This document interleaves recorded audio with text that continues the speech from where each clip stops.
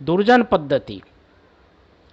तमोगुण प्रधान व्यक्ति स्वभाव से दुष्ट होते हैं। इसका उन्होंने कारण बताया और कहा है कि नीच व्यक्ति कभी भी अपनी नीचता नहीं छोड़ता है। दुर्जनः परिहर्तव्यो विद्या अलंकृतो सन मणिना भूषितो सर्पः किमसौ न भयंकरः। निर्दयता, अकारण झगड़ा करना, परधन लोलुपता तथा सज्जनों से ईर्ष्या द्वेष रखना उनके जन्मजात दुर्गुण होते हैं। दुर्जन पर निंदा परायण होते हैं। वे दूसरों के प्रत्येक सद्गुण पर मिथ्या आक्षेप करते रहते हैं। ऐसे दुष्टों से यथासंभव दूर ही रहना चाहिए। विद्वान व्यक्ति भी यदि स्वभाव से दुष्ट है तो वह भी परित्याज्य होता है। कभी कभी दुर्जन तो राजसत्ता में स्थान पा जाता है और सज्जन दीनहीन दिखाई देने लगते हैं। ये भाग्य की विडंबना ही कही जाएगी। धन लोलुप तथा क्रोधी स्वभाव का राजा अपने संपर्क में आने वाले प्रत्येक व्यक्ति को परेशान करता है। ऐसे मदान्ध शासक के यहाँ नौकरी करना बहुत ही दुष्कर होता है, क्योंकि वह अपने सेवक के हर कार्य में दोष निकालता है। यदि गुण द्वेषी दुर्जन वैभव संपन्न हो जाते हैं तो किसी सज्जन को चैन से नहीं रहने देते। सज्जनों को अकारण पीड़ित करना दुष्टों का स्वभाव होता है। दुर्जनों की मित्रता में प्रदर्शन की प्रवृत्ति अधिक रहती है, वह धीरे धीरे कम हो जाती है। ऐसे लोगों से सदा सावधान रहना चाहिए। सज्जन पद्धति। सत्व गुण प्रधान व्यक्ति सज्जन कहलाता है।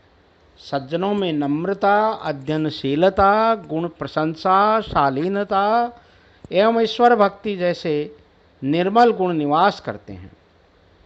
विपत्ति का धैर्य से सामना करना, अभ्युदय में उदारता का परिचय देना, वक्तृत्व कौशल तथा यश में अभिरुचि सज्जनों की स्वाभाविक विशेषताएं होती है। सज्जन अहिंसा, सत्य, अस्तेय, संयम तथा त्यागशीलता जैसे कल्याणकारी गुणों के मार्ग का अनुसरण करते हैं। उनका हृदय पुष्प से भी कोमल तथा विपत्ति में वज्र से भी कठोर हो जाता है। वे सदैव खरी कमाई से जीवन निर्वाह करते हैं, कभी अनुचित तरीकों से धनोपार्जन नहीं करते। वे दान, उपकार आदि सत्कर्म करके भी उनका प्रदर्शन नहीं करते। गर्व रहित रहना और पर निंदा से दूर रहना जैसे दुर्लभ गुण सज्जनों में पाए जाते हैं। सज्जनों में कुछ असाधारण विशेषताएं होती हैं। वे नम्रता से उन्नत बनते हैं, पर प्रशंसा करके ख्याति प्राप्त करते हैं।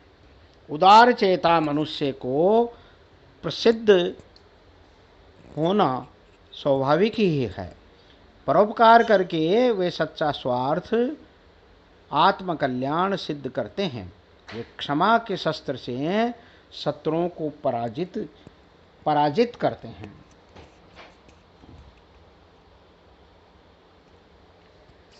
सत्पुरुषों की विभिन्न विशेषताओं का मनोवैज्ञानिक चित्रण किया है और उनकी संगति का बार बार अनुरोधात्मक उपदेश दिया है, क्योंकि उनकी मान्यता है कि संगति के अनुसार ही गुणों की उत्पत्ति होती है। अतः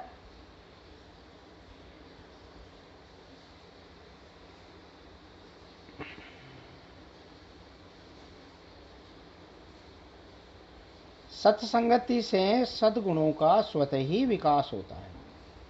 प्रायणा अधम मध्यमोत्तम गुणा संसर्गतो जायते।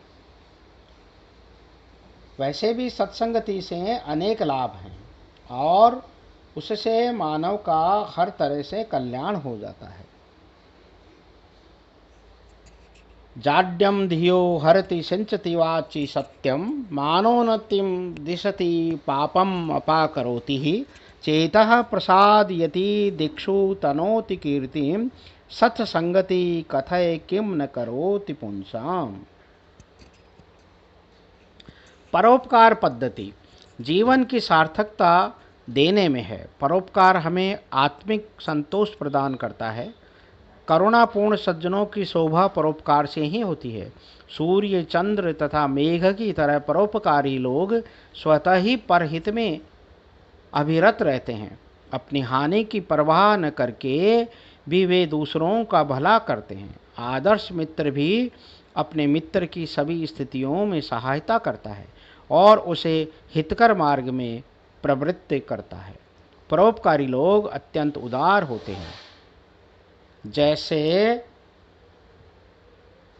समुद्र, सुर, असुर, पर्वत गण तथा मेघादि अनेक शरणार्थियों को एक साथ शरण देता है, वैसे ही परोपकारी लोग बिना प्रदर्शन किए न जाने कितने लोगों को आश्रय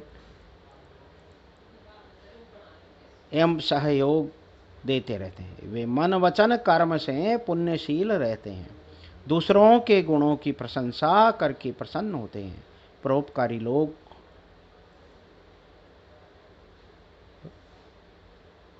पवित्र होते हैं, उनका हृदय पवित्र होता है। धैर्य पद्धति दृढ़ निश्चयी व्यक्ति लोभ, भय आदि विकारों से प्रभावित नहीं होता है, कभी अपने लक्ष्य को नहीं छोड़ता है। जो व्यक्ति मनोविकारों का दास नहीं होता वह अपना लक्ष्य अवश्य पा लेता है। सामान्य व्यक्ति को यदि कोई कठिन कार्य सौंपा जाए तो वह बहाना बनाकर छूटना चाहता है, किंतु कार्यार्थी मनस्वी सुख और दुख की परवाह नहीं करता। सिद्धांत प्रेमी व्यक्ति किसी की निंदा, स्तुति, जीवन मरण आदि की परवाह न करते हुए न्यायोचित मार्ग पर चलता है। न्यायात पथ प्रविचलन्ति पदम न धीरः। चरित्र ही धैर्यशील पुरुष का मूल्य धन होता है। जिसके पास शील संपत्ति होती है उसके लिए प्रतिकूल परिस्थितियां धीरे धीरे अनुकूल बन जाती है। अंतिम विजय न्याय की ही होती है।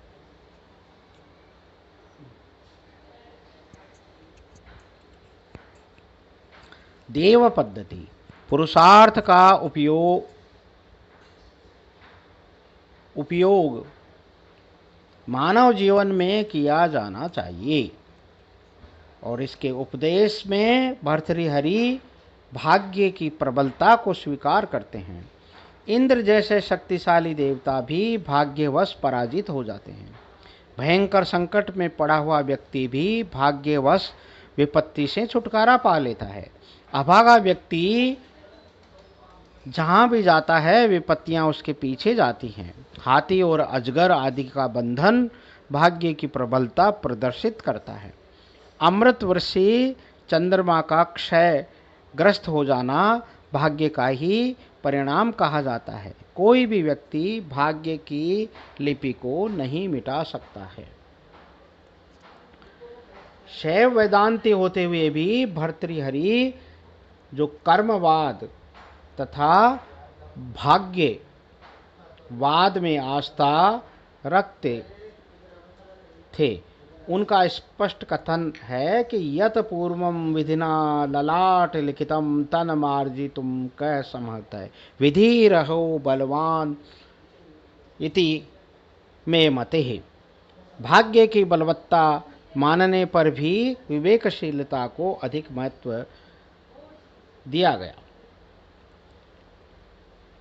कर्म पद्धति भाग्य की अपरिहार्यता को जानने के लिए हमें कर्म की उपासना करनी चाहिए। आज का कर्म ही फल भाग्य बनेगा। विधाता कर्म के अनुसार ही फल देता है।